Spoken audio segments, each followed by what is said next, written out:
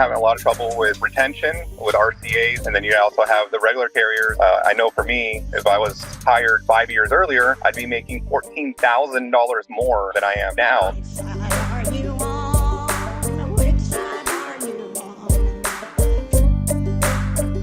We have on the line now Jake, not me, a different Jake, who's a rural carrier from Texas, Alamo 001. He is running for the executive committee of the National Rural Letter Carriers Association, NRLCA.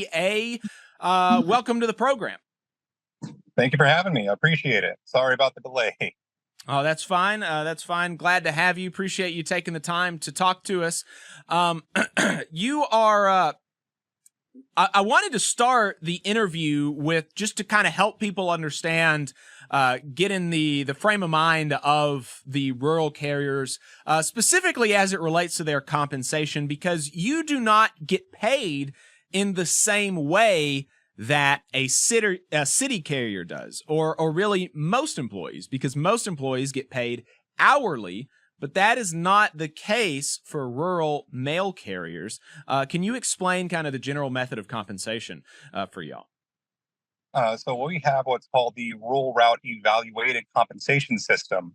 It is a system where essentially they count every piece of mail, every parcel, every mile that you have on your route. They've put it into a formula, and it spits out that it should take, so many hours per week, and that's how they basically pay you. So they say it takes you 42 hours a week to do your route. They'll pay you the 40 hours plus 2 hours overtime in your salary. So you get the same paycheck every week, but if you go over that time, you don't get any extra compensation. But if you stay under that time, you basically win on that. And so that would frustrate me a lot. I know. I'm sure there's a lot of frustration among the rural carriers about that, or at least, in particular now, as rural carriers have been talking about a degradation in the pay system and increased complexity, a lack of transparency. Can you talk a little bit about how this method of payment has been used and kind of degraded over the years to make the job less attractive than it used to be? So back in 2012, the union went to arbitration with the post office, and out of that came the new system that we have. The old system that we had was rather easy to understand, about 20 standards. You could do the math yourself, put it into an Excel spreadsheet, and figure out your own evaluation if you wanted to on a day-by-day basis. Now it's gone from the engineering support to about 100 standards. Although they're very specific, a lot of the numbers we lost on, some of the numbers we gained, but it's very confusing to a lot of carriers, especially those who are used to the old system that, you could figure it out on your own. Now you have to ask for reports, and you have to basically tally up yourself and try to figure it out. And it's just extremely convoluted to the point where many carriers are starting to leave the union. They're pulling their dues. They're retiring early. They're very frustrated at the system and how complicated it is and how difficult it is to understand. Right. I would be frustrated about that. One of the things that you told me the other day is that, previously there had been 20 categories within this evaluation system that could determine how you get paid. And now there are 100. There are 100 of these categories that determine how you get paid. And people don't know going in, you go in and you pick up your mail and you don't know how much you're going to get paid for that day's work at the beginning of the day. You do, because it goes to the route. So the previous counts that we used to have with those those original 20 standards was only a 2-week manual count. Now it's digital, and they keep track of it throughout the past year, and they average that throughout the year. So every day I'm going to get paid for what my route is evaluated at for the past year when it comes to the mini mail surveys, which are done twice a year right now. A lot of carriers are going to try to pushing that back to just once a year, like we used to do with the manual counts. So that way, what you're going to get paid for salary wise for the year, rather than, having it update every 6 months with these mini mail surveys that we're currently in right now. I see. Gotcha. And so, your contract, y'all, like the city carriers, have been working under an expired contract, although for less time than the city carriers. Your contract is now 3 months expired. What can you tell us about the state of the negotiations with the Postal Service? Last update we got was a video update from our union president on contract negotiations, and he basically said that we put forward our proposals. We're still in negotiations. One of the things that he would like to see is the elimination of the two-tier pay scale, because we have two tables right now. But as of right now, we don't know. We haven't been told which proposals they're putting forward, which resolutions that we passed in national conventions are being put forward. It's been very kind of hush hush and kind of quiet about it. I mean, I understand that they do sign those non-disclosure type agreements when it comes to proposing or to contract negotiations, but a lot of us are getting kind of frustrated with that. You saw it with the city carriers where they were asking for open contract negotiations. I think the rural carriers want that as well. Right. That was a really exciting thing to see pass at the City Carriers Convention, the open bargaining resolution, and so that's something that you would be interested in seeing. It sounds like at next week's convention, because as of right now, what you're saying is that you don't know what the union's proposals are in these contract negotiations, and you don't know what the agency's proposals are. Exactly. We have no transparency. We don't know if we're asking for how large of a pay increase for RCAs, especially, which are the substitute carriers. It's very difficult to go ahead and recruit them because the pay is only $20.38 an hour. Plus, a lot of them have to provide their own vehicle.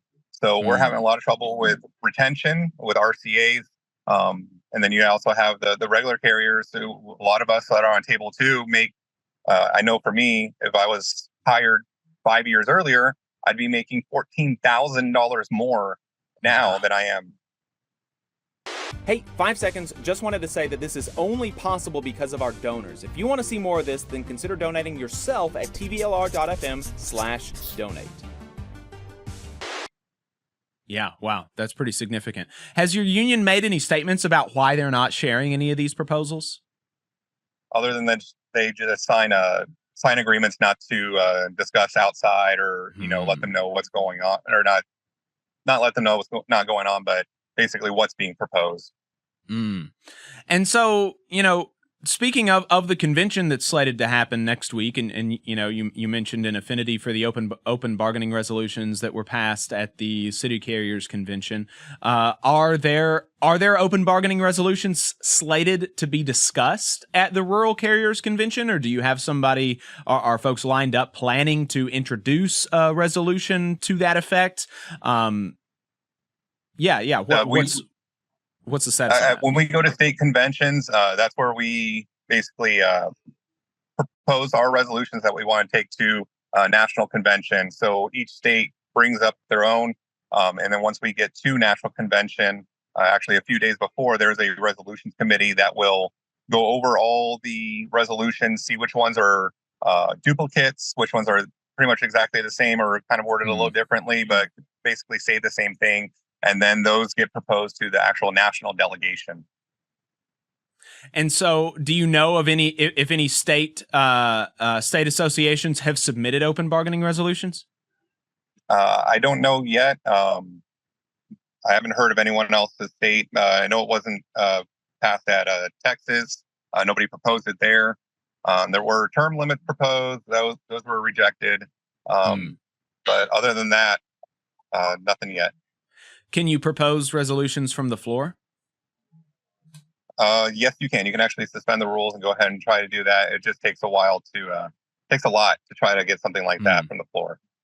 And it doesn't sound like there's any kind of organized activity around trying to make that happen? Not yet. Not yet. We can certainly, build a fever around it, get more communication out there. It's very difficult to have that central unit of communication with the entire craft. other than a couple of Facebook pages where it's, kind of, lawless out there, about what, should be proposed. And a lot of people actually don't even understand how the delegation system works. With the city carriers, they get to vote on a ticket, and they get ballots, for every member. With the rural letter carriers, we actually have a delegation that goes to national convention, and that's how we vote on president, vice president, and so forth. Right. And so one of the things that will be happening at the convention is the elections. The rural carriers elect their officers at the conventions. It's not a one member, one vote kind of situation. And you mentioned that you are running for the executive committee. There are a number of contested elections that are expected at the convention. Can you talk to us about the different, the competing parties and kind of what the platforms of each are? Basically, you have the slate of those that have been doing union work and doing the executive committee and doing all the board stuff for sometimes almost 2 decades, and they haven't touched a route in years. And a lot of the carriers that are running against them have been delivering mail. In fact, in the past 2 years, those that have experienced this new pay compensation system, how much how convoluted it is, how frustrating it is. Many of us carriers, myself included, lost $1,000 a month when the new evaluations came out from the old system to the new system. So there's a lot of frustrated carriers out there that we're trying to represent. We're trying to be the voice for them. And while the board may know, of the situations, they haven't experienced the situations, and that's where we're trying to bring in. Right. And what are some of the platforms that what are some of the key proposals that you and some of the other folks that you're running with have were you to get in office? For me, it's communication, transparency, education, and just being honest.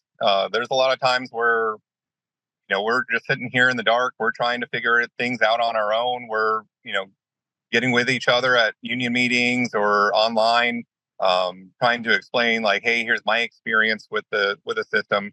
Because right now it's still we still have a lot of people that are the old school way, where like, hey, here's the 99-page guide, go ahead and just read it. That's not how a lot of millennials work. It's certainly not how a lot of Gen Z works. And if we want to reach them and have them join the union, we need to start going to video format, short video format, YouTube, TikTok, Instagram. A lot of these kids are growing up on this, and we haven't embraced it. If we're not going to adapt, we're going to start dying off. And I want to keep this union. I want my son to be able to do this if he so chooses. I think he would be great at this job. We got to think about the future of the craft, not just what has been. Right, exactly. Just what would you think that the response from the other side would be? The folks that you're running against. What do you think that if you had to kind of put yourself in their shoes, what would they say is their kind of pitch for staying in office and voting for them instead? That we're in the middle of contract negotiations. Doing something drastic would put that at jeopardy. It would delay us even further. We're making gains in negotiations. They'll probably try to use that as an excuse, but at this point, we're at a breaking point. You have so many that are leaving. I know at least the Texas delegation, we went from 96 delegates last year to 92 this year, which means we lost 400 members in the craft, just in Texas alone, which is one of the fastest growing states. Wow. Where can folks learn more about your group that's running, or anything else around the stuff happening within the Rural Carriers Union and at the convention next week? There will probably be some updates in the Discord of a podcast that tries to help carriers. That one's called United We Stand. We go over a lot of issues that have been coming up. We try to get information out there for other carriers to go ahead and know, like, hey, here's what's going on with mapping. Here's what's going on with this that we've heard of. And usually the union's actually behind by about 2 to 3 days. Whenever we announce something, all of a sudden they'll post about it. So we're really trying to get that information out to other carriers to let them know hey, here's what's going on. Here's what we're experiencing. Let us know if you're doing the same, if it's happening to you too. They'll do a, chat in the Discord type deals. So if you want, hop on that podcast and try to get the link for the Discord. All right. Jake, is there anything else that you think folks ought to know about before we let you go? Just that most of us rural carriers, we love our job. We're the ragtag group. We're not the ones that you see with the uniforms on and the usual postal vehicle, the LLV. We're usually out in our own vehicle with a strobe light on the top and a tire cover that says mail delivery. But we love our job. We like just to be driving around, just wave, say hi. It's a great job, but we definitely need a little bit more protection. Gotcha. All right, Jake, appreciate your time. Thanks for coming on. Thanks for taking the time to talk to us today. Not a problem. I appreciate you. Have a good one. You just saw a clip from the Valley Labor Report. We are live every Saturday morning from 9:30 a.m. till 12:30 p.m. And we pride ourselves on keeping all of our content free to everybody so that we can talk to as many working folks as possible. If you support the work that we're doing, you think that it's important, you think that it's good, then consider making a monthly contribution to the project, and you can do that on our website, tvlr.fm.